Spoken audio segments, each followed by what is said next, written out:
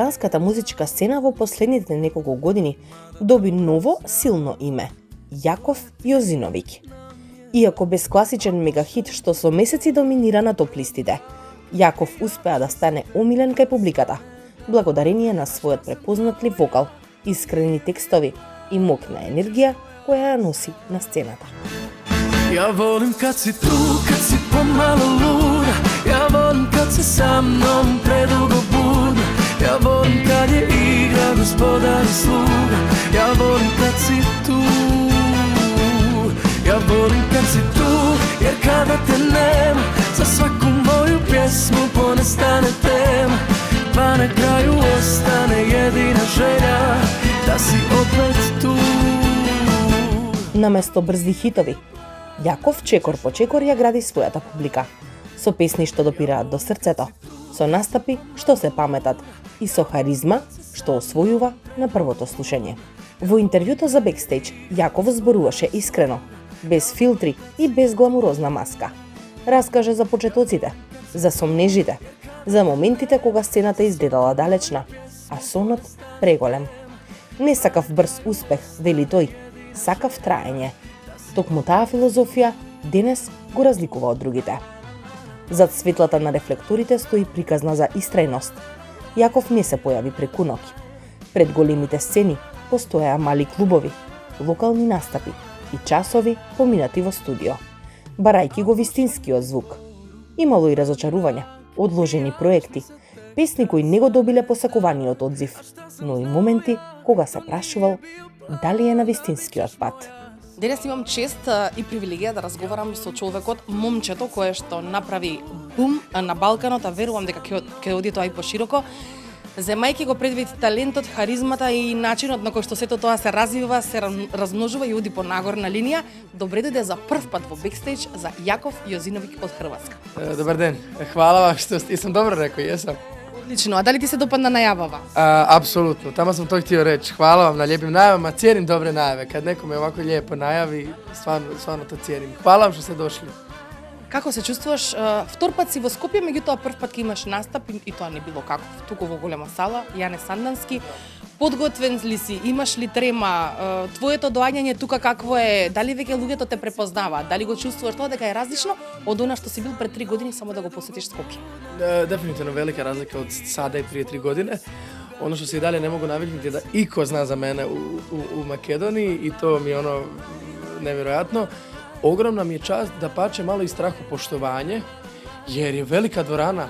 Arena je ono tisuće i tisuće ljudi i sad ja tako mali iz Hrvatske dođem vamo raditi koncert, baš mi je nezamislivo. Velika mi je čast i jedva čekam. На пресконференцијата која што беше организирана за новинарите, дури се исконсултира со колегите од медиумите, ги праша која песна би сакале на македонски да ја пееш. Тоа ми се допаѓа кај тебе, морам првично да ти кажам, што некако соработуваш, сакаш да го слушнеш туѓото мислење. Дали тоа значи дека не си суетен, дека егото ти е на страна ставено и сакаш да ја слушнеш публиката?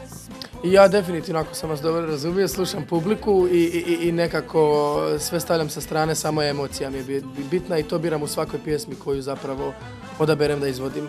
I svi ovi izvođači zapravo koje ja pjevam su izvođači koje ja baš ono istinski osjetim. 9. април, голем концерт, има уште еден месец од прилика. Што ќе правиш во тој месец? Како ќе се подготвува Јаков Јозиновиќ? Имаш ти многу настапи низ земјиве и во Хрватска особено, но пред македонската публика досега не си се појавил. Имаш и малку трема? Imam malu tremu zato što, kao što ste rekli, nikad nisam do sad nastupao pred makedonskom publikom i ne znam kako će me prihvatiti i hoće li me prihvatiti, a volio bi da me prihvate. A opet, nekako tolike su legende iz Makedonije došle da znam da publika zna šta valja, tako da baš bi mi bilo drago da me zavole i ne možeš se tu puno pripremiti ili si za to ili nisi. Ja nekako imam kroz ove koncerte prije toga već pripreme ogromne, tako da ću za Makedoniju definitivno biti spreman i jedva čekam. Од она што македонците можеби не го знаат за тебе, а ќе го дознаат сега од Бекстејдж, студенци на политички студии, но во една прилика кажуваш дека не планираш со тоа да се занимаваш. Зошто ги запишуваш? Bravo. Upisao sam taj fakultet političkih znanosti samo zbog smjera koji on nudi, a to je smjer medije i javnost. I taj smjer stvarno nema veze sa politikom. Samo na faksu koji je na u samom tom nazivu kojeg smo rekli. Politikom se definitivno ne planiram baviti, ja se definitivno želim baviti muzikom, eventualno medijima ako završim fakultet i to je to. Кажи ми како се чувствуваш неколку минути пред да излезеш на сцена? Дали може би има Јаков Јозиновиќ некаков ритуал? Што правиш тој ден кога ти е концерт? Pa, prije koncerta i prije samog početka mi je definitivno potreban mir, da se u glavi ja saberem i da znam šta radim i gdje idem. A volim iskreno odraditi molitvu jednu, čisto da se zahvalim dragom Bogu za sve što mi je dao i za sve što tek dolazi i nekako da sve te ljude u dvorani čuva i sve nas, tako da to je, ja mislim, moj ritual. Mislim da, to je moj ritual. Tebi srce se predaje, evo, najbolje godine dajem.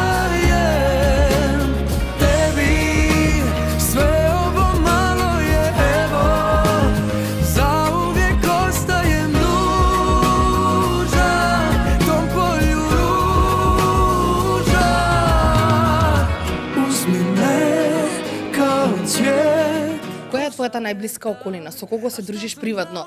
Дали почувствува љубомора можеби од луѓето кои што беа блиску до тебе или сите те поддржуваат? Бидејќи знаеш како е, кога се искачуваш нагоре, некако веќе си ги гледаш луѓето каде ти се околу тебе. Pa, moji bliski ljudi su ljudi koje ja znam 15 godina već, od djetinjstva i to su sve moji prijatelji iz osnovne, srednje škole, fakulteta.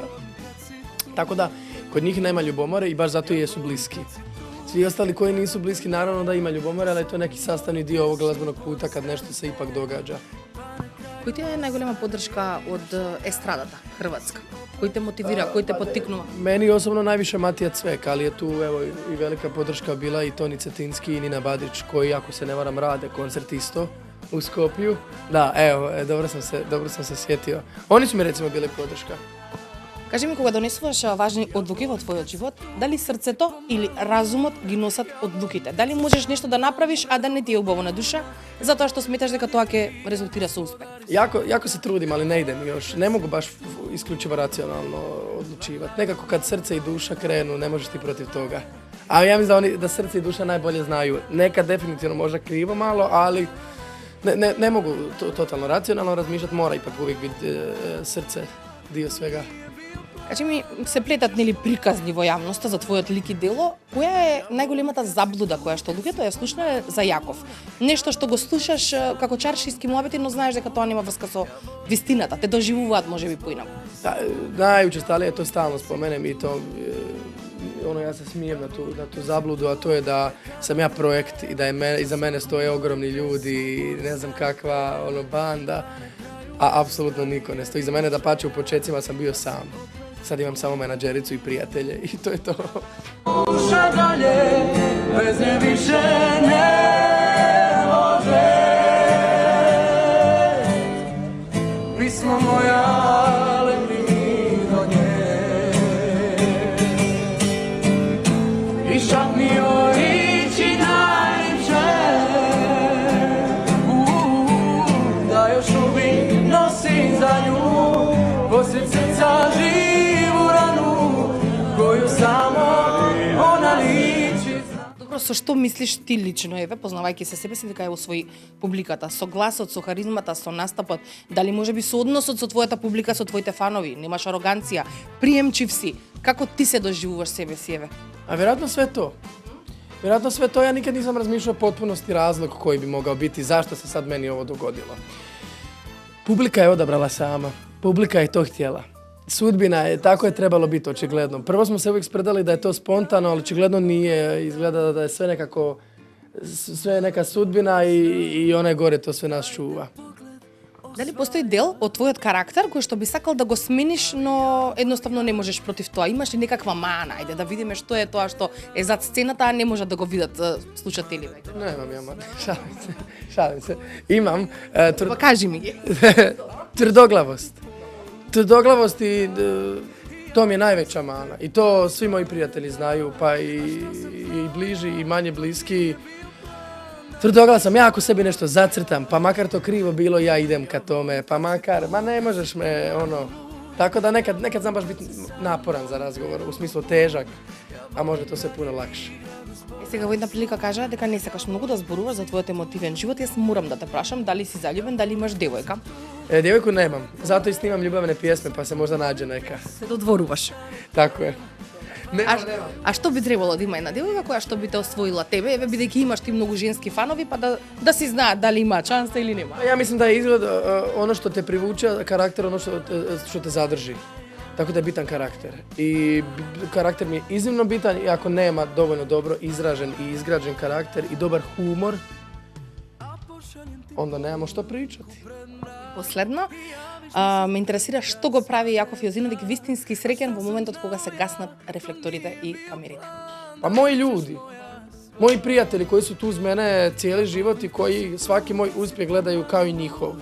И гледају га заедничког и ono dišu za mene i da, pa da.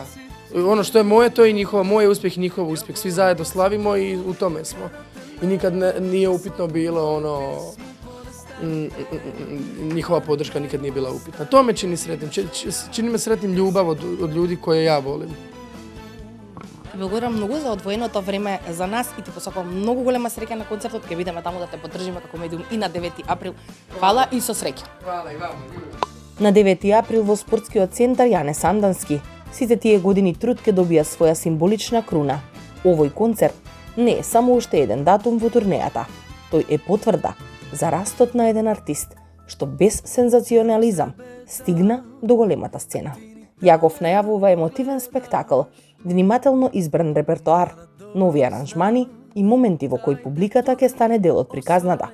Се очекува вечер полна со светлосни ефекти, силни вокални изведби и спонтани моменти што ја прават живата музика неповторлива. Кулминацијата нема да биде само во најгласниот аплоуз, туку во тишината меѓу двете песни, каде што емоцијата најсилно се чувствува. Она што го прави Јаков Јозиновиќ посебен не е бројката на хитови, туку бројката на луѓе што се препознаваат во неговите песни. Неговата приказна не е експлозивна, туку постепена, како песна што полека гради, па дури на крајот ја освојува душата.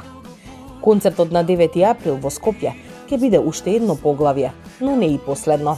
Ако нешто научивме од разговорот со него, тоа е дека Јаков не брза, тој создава. И токму затоа, неговата популарност не е момент, туку процес. Скопје ќе биде сведок на уште една музичка вечер, што не се мери само со децибели, туку со емоции, а публиката, како што самиот вели, секогаш е најважниот дел од приказната.